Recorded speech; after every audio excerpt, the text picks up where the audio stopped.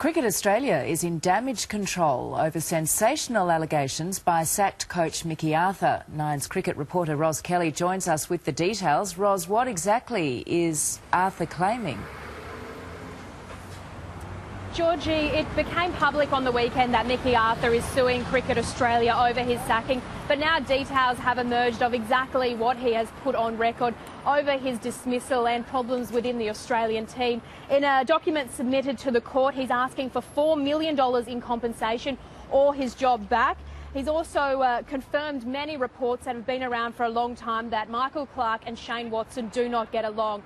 He said that Michael Clarke has labelled Watson a cancer within the Australian team. He also admitted that Shane Watson did in fact dob on David Warner over his altercation in a nightclub a few weeks before the Ashes, which ultimately helped lead to Mickey Arthur's sacking. At the time, Mickey and the Australian team were forced by Cricket Australia to deny those.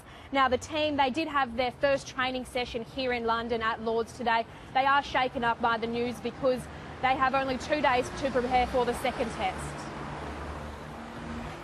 I'm frustrated that we lost the cricket game. I don't think from our point of view, where this group's at, things haven't changed. We're here to play 4 more tests in an Ashes campaign. So from that point of view, things haven't changed at all. And what are cricket heavyweights saying about the saga, Ros?